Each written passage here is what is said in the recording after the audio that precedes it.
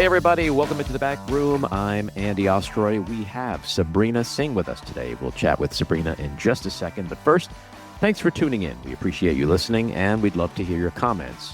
So email us at backroomandy@gmail.com and or post on our social media, and we'll read some feedback next time. And if you like the podcast, please rate and review and follow or subscribe. And you'll be notified every time we post a new episode. So, Sabrina Singh is a veteran strategist with 15 years of experience advising national leaders on crisis communications, strategic messaging, and policy issues.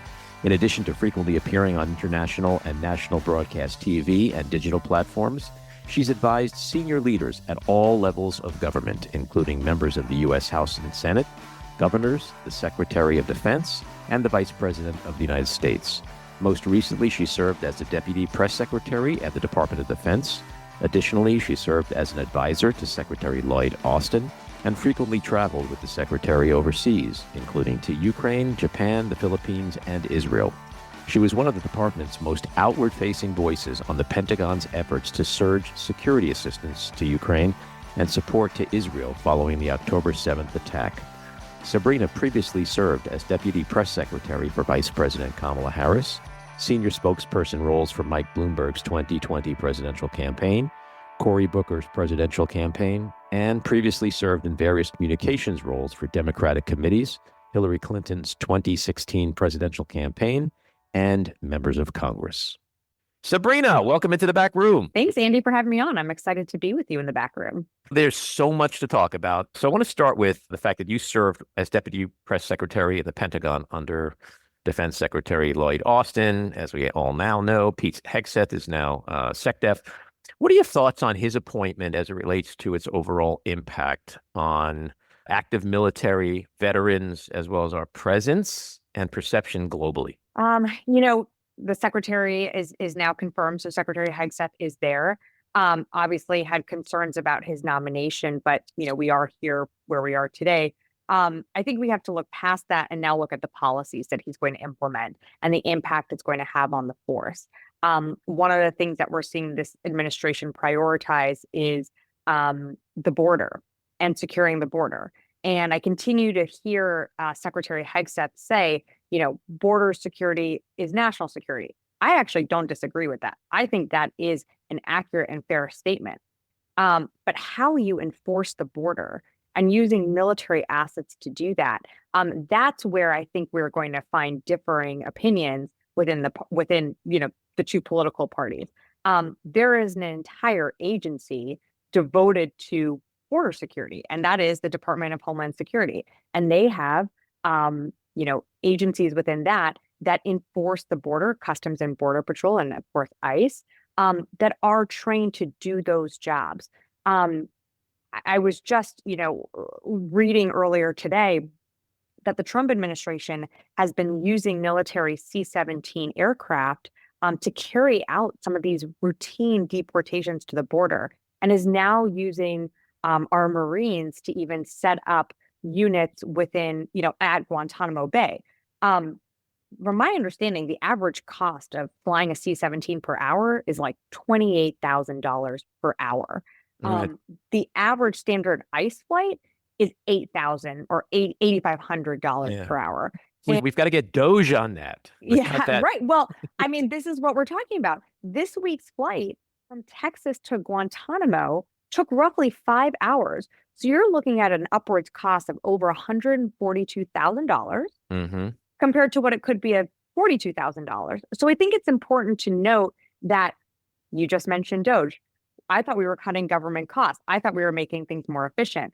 And yet we're not. And so that's my concern. This is a real interesting conversation because is this all performative? Is it all smoke and mirrors? When the truth is, yes, at one point, I think we did have a bit of a crisis down at the border. Biden implemented policies, perhaps a little too late, but this was several months prior to the end of 24. Illegal border crossings dropped precipitously. Yeah. So when Trump took office, there wasn't a crisis. There certainly wasn't a state of emergency, but yet how he's handling it, to your point, just seems very performative and more like a solution in search of a problem. Well, I think that's right. I mean, we saw border crossings go down under the Biden administration, and largely in part because of policies that were implemented by the previous administration. I think, Trump ran on the promise that they were going to address what's happening at the border.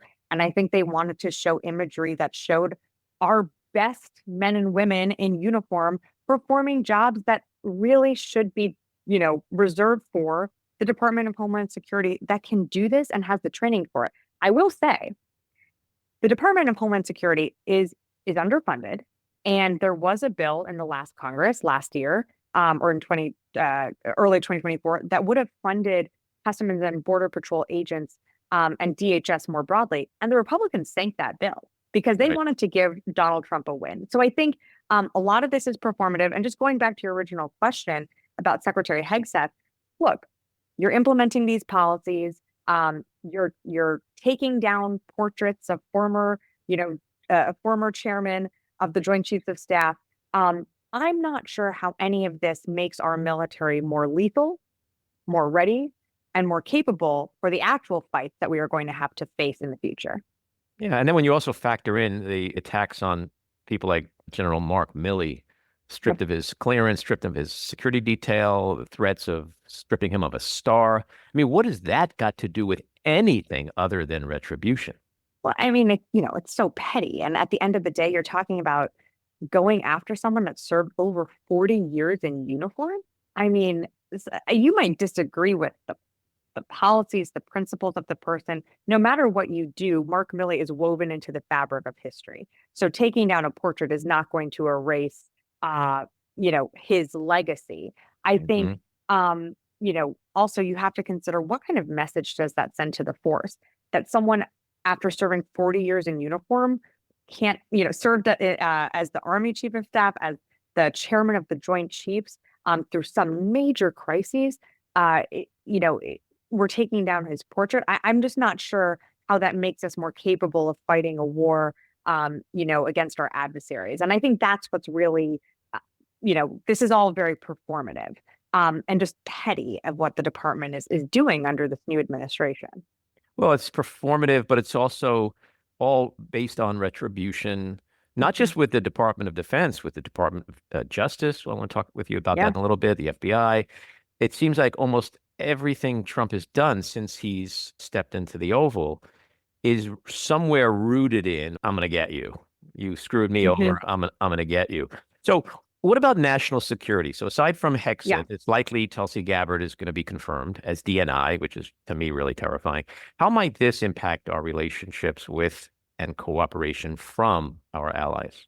Well, I mean, that is incredibly concerning to have someone like a Tulsi Gabbard in the seat of the director of national intelligence. I mean, that position, which is concerning because I'm not even sure that she knows um, how that position operates within the intelligence community and that ecosystem. But that person is briefing the president. You're briefing, his National Security Council, the chairman of the Joint Chiefs of Staff, and you're collecting intelligence and presenting it and having to distill through very complex topics. And at the end of the day, you want someone that's going to do that that has America's best interests and our allies' best interests at heart.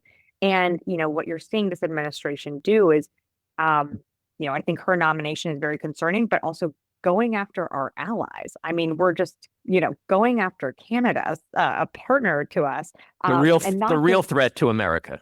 right, exactly, not just an economic partner, but an intelligence partner, a security Mhm. partner.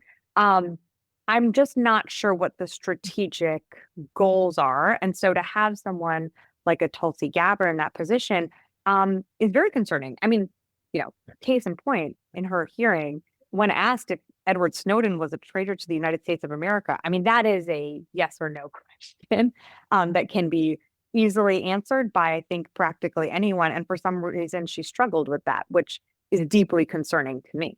It is so concerning because when you think about terrorism and counterterrorism, it just seems like this administration doesn't seem to care that we are exposing America to just the worst possible atrocities. I mean, we've lived through Mhm. 9/11. We know what that's like. There's been other terrorist attacks, not just here, but in Yeah. Lebanon. Our service people overseas have been killed, and no one seems to care, which is really scary. I mean, I have this doomsday scenario where if this was Hollywood, this is all planned because they want an attack. And then he Mhm. declares martial law and a state of emergency. And then the shit really gets real. Well, that's quite a Hollywood plot. Let's hope we never get there in the real world, because that would be certainly frightening. But look, I think to your point on, um, the threat abroad. We use our networks and of allies and partners abroad to Hmm. combat threats that are uh, entities that pose a threat to the United States and our allies all around the world. And you look at some of the attacks that we've seen over the past year that ISIS has launched, some of the Hmm. attacks that Iranian-backed groups have launched. We've been able to be successful in combating those attacks because of our intelligence networks Yep. and Hmm. because of the work that we do with allies. When we alienate our allies, when we become more of an isolationist country, Hmm. that actually does make us weaker. And Especially if part they of can't trust us because they think right, somehow there's really nefarious stuff taking place here. right. And part of what the United States is so strong at is bringing people to the table in a collective body and saying, we're not going to stand for this. And when the United States loses that leadership on the world stage, that's going to certainly shake allies and partners all around the world. But it opens up lanes for our adversaries to fill. And Yeah. they are loving this chaos right now. Oh my God. Can you imagine Putin sitting back with a big fat ass cigar, just watching what's happening? This is his Hollywood dream. If he could script what happens to America, this is it. And this has been Well, taking place yeah. since 2015. I mean, it's truly unbelievable, you know. Well, and on that point, but people like Putin and others look to fill the holes, look to sow more chaos. And I think the perfect example is, us meaning, this administration completely disbanding an organization like USAID. Mhm. Um, Take out the fact that they provide life-saving aid to people all around the world. Um, the aid that we provide to countries is a strategic use of creating partnerships with countries so that we have these relationships. We are leaving that void to be filled by countries like China, countries like Mhm. Russia, Iran, and they're going to take up the strategic partners that the United States had with these countries and kill them. Yeah, that's the real scary part. I want to jump around a little bit. Yeah. I want to stick with national security for a second, geopolitics, and then circle back again to Trump and the domestic stuff. But it's been several days since Trump's comments about taking over the Gaza Strip, turning it into the French Riviera. In your opinion, was this ever a real plan, or is just another Trump distraction, which he's done a million times? But to the point you've been making about our allies and trusting us and in the intelligence community and keeping America safe, this was a really dangerous thing for him to do. Whether it actually happens or not, which it probably never will, but wasn't it? It's just dangerous to to say what he said. Well, I mean, add it to the long list of taking over Greenland and the Right. Panama Canal. I mean, we have clearly this administration has a long to-do list, and they just keep adding to it. I mean, look, to say something like that next to the leader and Prime Minister Netanyahu, I think you have to report the facts. You have to take it seriously what the president of the United States says. I think you've seen uh, from Arab nations around the world that this is just something that's not going to happen. Um, but it's certainly concerning. I mean, but just like pull apart the argument that we are going to somehow take over the Gaza Strip and make it a Riviera. I mean, how do you do it? You're saying you're not going to put boots on the ground. Okay, so what? People are just going to willingly leave and Hamas is going to willingly leave and we're just going to rebuild. Who's going to pay for that? How are you going to ensure security when there's still tunnels underground that Hamas has, established for years? Um, So do you have to take it seriously? I think we should take Donald Trump seriously. Is it is it something that's actually going to happen? I mean, I think Congress has a say in that. I think countries in that region have a say in it. And the reality is, I don't know logistically how this happens. I think taxpayer dollars would be put much better to use trying to lower gas prices, trying to lower egg prices, investing in jobs here at home, then I don't know what that even looks like in the Gaza Strip. And frankly, that's something that from a national security standpoint is concerning. Like, how is that in our national security interest? What we should be doing, and what in the previous administration, what we were talking to Israel about is, what's your day after plan? How are we going to rebuild Gaza, return Palestinians to their homes? I think the Trump administration makes a valid point that these conditions that people are living in are uninhabitable. But how can we rebuild that? And how can we work with Israel to help in that rebuilding? I think those are some questions to ask. And how can Arab partners be part of that conversation as well? That's a good conversation to have. But to say that we're going to turn it into some like what sounded like a real estate investment for the Trump administration, I just find it hard to believe some of the logic in that argument.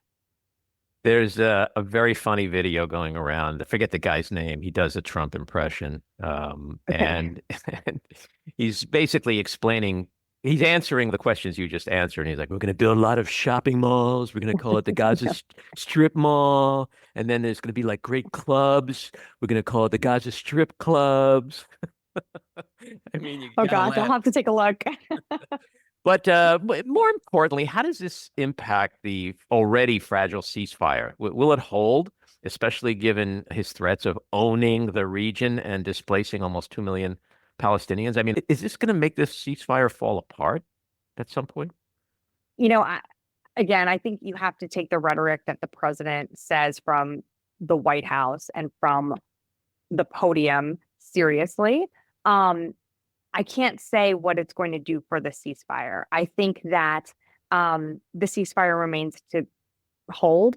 The good thing is we're continuing to see hostages released. So the ceasefire is holding, and that was a negotiated ceasefire that the Biden administration led, and then of course the Trump administration was part of those negotiations before they came into office in January. Um, you know, I, I hope that we move into phase two and that we continue to see hostages being released. Um, at the end of the day, Hamas has continued to, shake up these negotiations, and there have been offerings by Israel to, um, you know, have these. Like, I mean, we could have had a ceasefire much earlier on, Hmm. but Hamas continued to kind of throw up their hands and walk away from that.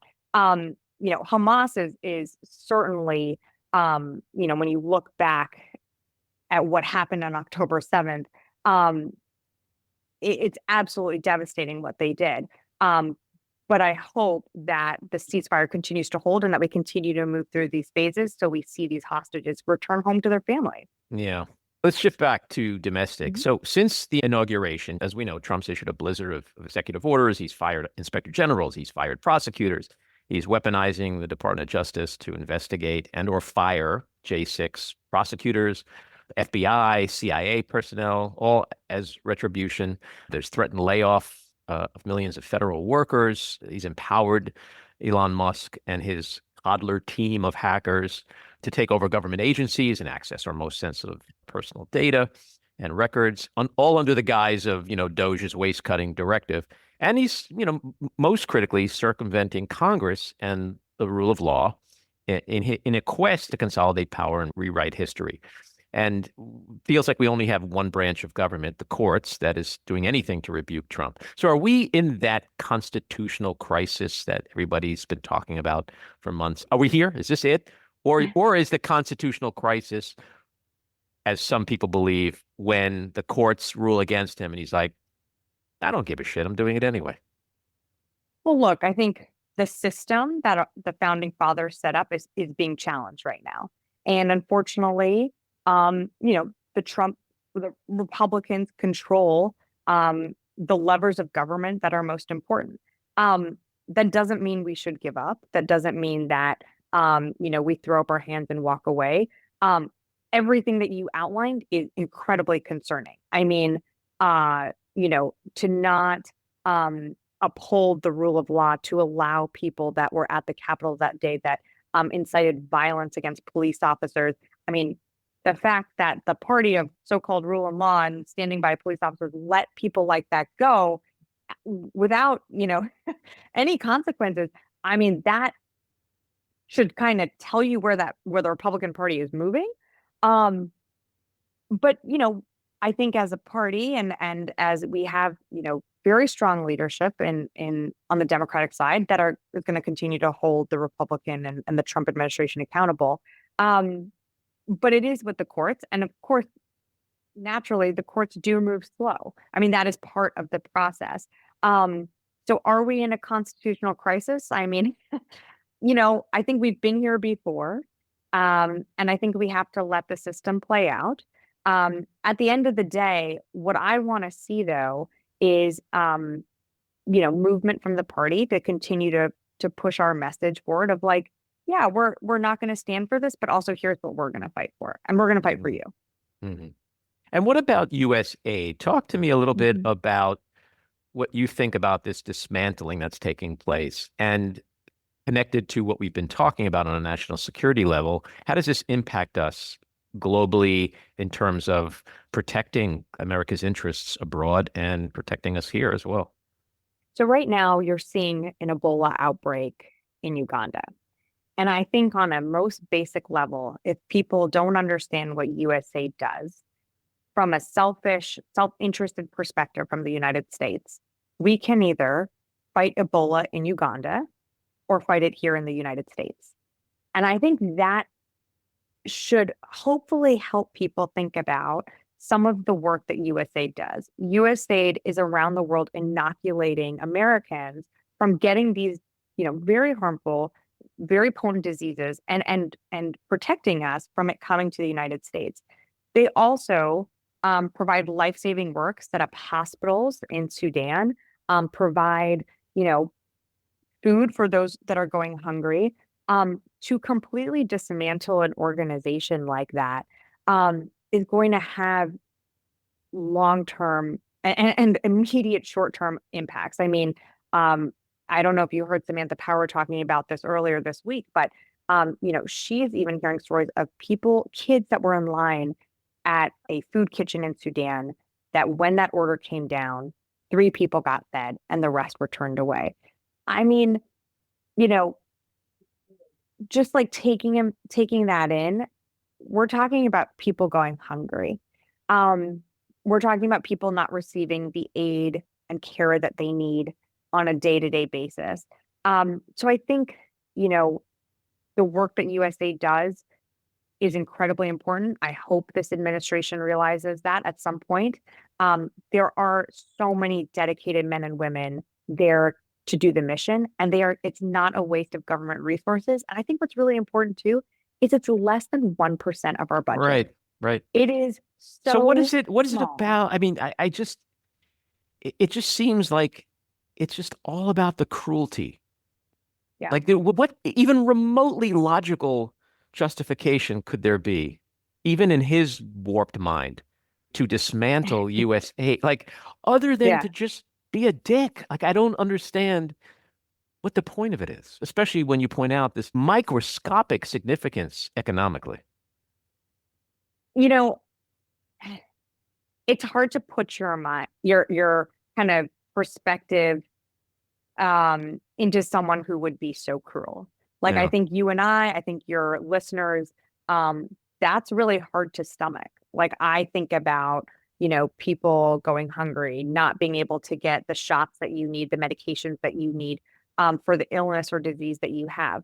Um, I I don't know how to answer that. Mm. Truly, I think just from the perspective of from the national security angle, you are putting the United States more at risk by allowing other, like our adversaries, to fill these holes. Hmm. Because I'm sure China, I'm sure Russia, they are going to start coming into these countries and helping With a these buffet, populations. with a Yeah, buffet. and with a self-interest for themselves, Yeah. and Well, that's it's gonna literally have what long-term Hamas impacts. did. That's what Hamas did 20 years ago. It took power. It gave the people stuff, and the people needed stuff, and they just didn't have the freedom to put a check on the people who were feeding them. And your point is so well taken because that's what's going to happen elsewhere. I just don't understand strategically what that gives us. You know, I think this administration came in to break things, and they came in to shake things up. And it's going to be unfortunate because there will be a time where we will have to rebuild from the pieces. Um, that being said, we have good people that are in Congress around the country fighting back, trying to um, hold Republicans accountable, and that's what we can continue to do. Yeah. In our final minutes, I want to ask Yeah. you about the election because you served as deputy press secretary for Vice President Kamala Harris. I'm sure her defeat was especially upsetting to you, as it was to millions and millions of people. What, in your opinion, can we attribute her loss to? Was it really the economy, stupid, or how much did sexism, racism, fear of other play into Trump's victory? Um, Look, there's so many people have done their own analysis on this. I had the absolute pleasure of working for the vice president. I think she was an incredibly strong candidate, and would have been an amazing president. Um, I think people, generally felt like even though we would talk about the economy being strong, and it is strong, um, prices did not reflect that. When you go to the supermarket, when you go to the gas pump, you saw those prices and they hit your pocketbook. Um, and I think that was hard for a lot of people. And frankly, I think Donald Trump tapped into something that he was able to tap into in 2016. And he used that. And I'm not, you know, shifting things to him, but like they used media in a way that we didn't. And I think that's something that the party has to look at now and figure out other means of you know reaching out to people all around the country and where they are and hearing their voices. But absolutely, she would have been an incredible president, that would have continued to lead us through all these different crises that are going to pop up. But we will have another chance at it again. Yeah, I mean, you look at the price of eggs are like 40% higher Yeah. than Yeah. when Biden left office. The tariffs, which are rolled back at least for Canada and Mexico, but China has been put through, and that's going to increase the Mhm. cost of goods here in America. It seems like no one really cares about inflation now. And I've seen videos Yeah, of interesting. Trumpers, and they're like, I don't care. I'll pay whatever if it means protecting America more, and Trump's doing the Yeah. right thing. So under what circumstances will these folks ever really understand and accept the truth and respond in a way that we would like them to choose an alternative the next time if they are going to excuse everything because that's what dear leader told them? So my personal opinion here is that uh, there is a segment of the population that is going to consume news and continue to believe kind of what Donald Trump spews and puts out in the media environment. My personal opinion is we can't write them off. Um, I at the Department of Defense, got to work with folks all across the aisle, Republican, Democrat. I mean, they wouldn't necessarily say, but you can kind of pick up. Um, and one of my biggest takeaways was that we got to keep hammering our message, even if it is to people that you know don't support us, never going to support us, don't like what we stand for.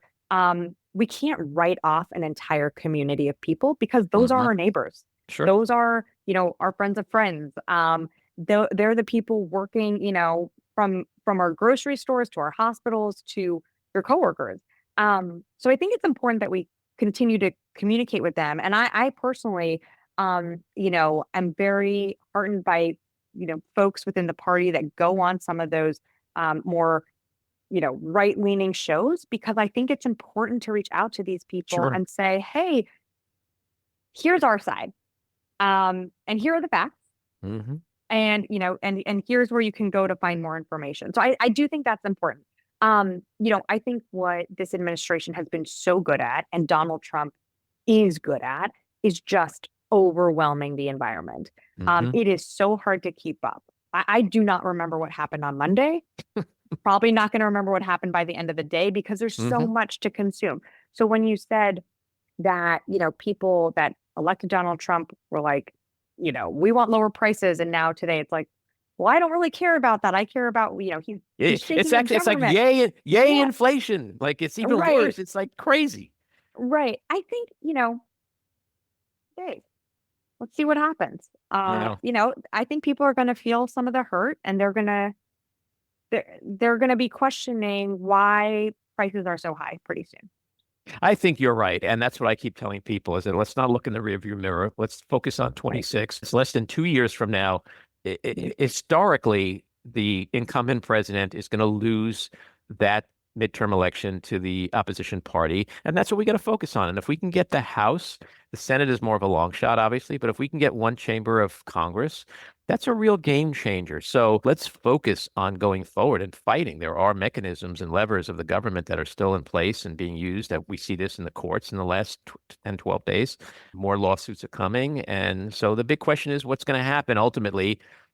Yeah. And so I think the dam will hold. It's scary to see the water coming through the cracks, but I think that you're right. We just have to focus on the future. I think it's scary. I totally acknowledge that. I feel it too. Like, folks feel disheartened in this moment, but we have really good men and women in government. I mean, I got to work with some of the best of the Hmm. best that are our civilian workforce, our men and women in uniform. There are really good people in government that are trying to do the right thing. And I have to have faith in those institutions and those people. Amen. Sabrina, thanks for coming on. This was great. Do come back, and I hope we get a chance to talk again soon. Same. Thanks, Andy. This episode of The Back Room was edited and produced by me, Andy Ostroy. It was co-edited and co-produced by Maddie Rosenberg and co-produced by Jen Hammoud. Our theme song was composed by Andrew Hollander, and our logo was designed by Cricket Langell. And special thanks to Patricia Wind.